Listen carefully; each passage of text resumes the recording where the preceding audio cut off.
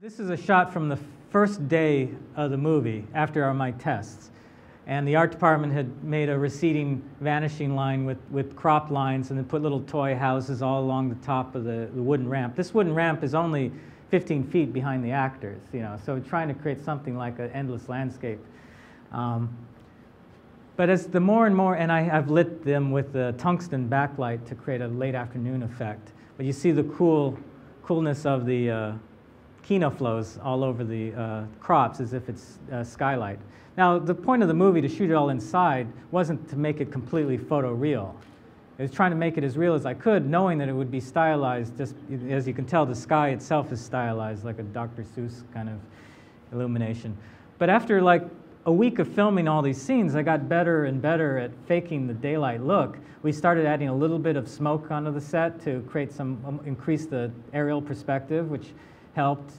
We blew fans on anything that would move, any grass or anything that would be drifting in the wind, and the art department got better at faking the vanishing perspective effect. So after the first week, the production designer and I both went to the director and said, can we reshoot the first stuff we shot on day one, because we're so much better now by the end of the first week. So we squeezed in a reshoot of this scene at the beginning of the next week. And so this is from day one, and this is the same scene from day 7.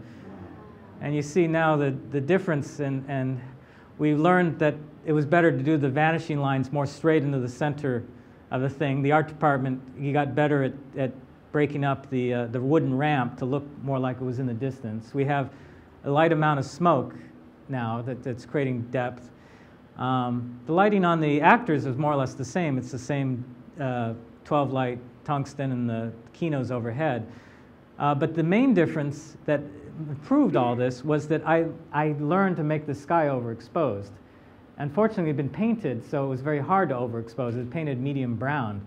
So off each side of the frame, I've got an 18K HMI just spotted right onto the sky, and then flags to flag it off the ground, which always meant the ground kind of the sky got brighter about half, a third up the sky, because if I didn't flag it anymore, this would get all overlit.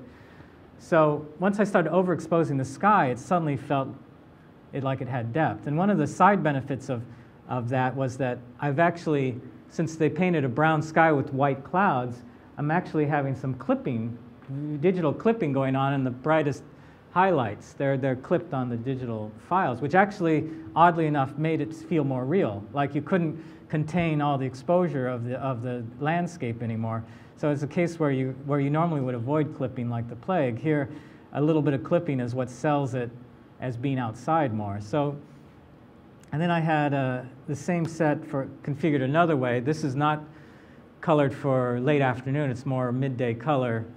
But the sky, every time we'd move back in the set, the art department would get in ladders and they'd change the clouds a little bit, so they sort of changed through the course of shooting. But what was unique about this scene is I wanted the effect of them looking up at the farmer with the sun behind his head. So the question is how I was going to get the sun to be in the sky. And essentially, this is where I used my 12 by 12 painting of the sky, and I cut a hole in it and I think I put a 5K through the hole, so I could see sky and a light and put the actor against it. So their point of view was this shot, where you've got this 5K just through a hole in a painting, essentially. And so I started playing more and more with putting lights in the shot. This next shot here here I've got this trailer home. It's almost parked against the sky backing. There's really just 5 feet hitting to the sky. But in the tree here, I hung on this branch a 2K Fresnel, just pointed right into the camera lens, and I put a light diffusion filter on the camera so I wouldn't see the fixture itself, just get a burned out dot. And I find over time now, I've done this a lot, is I generally use a 5K par, or if it's far away, a par can or something. But generally, I want a fixture that when you look straight onto it, all you see is the Fresnel or the lens. So you don't see a unit underneath or two big yolks on the side. There's not many lamps that have that shape, and I almost always end up now with like a 5K par or some sort of unit like that I can look straight into, and as long as it flares the lens, you don't see the yoke and other things.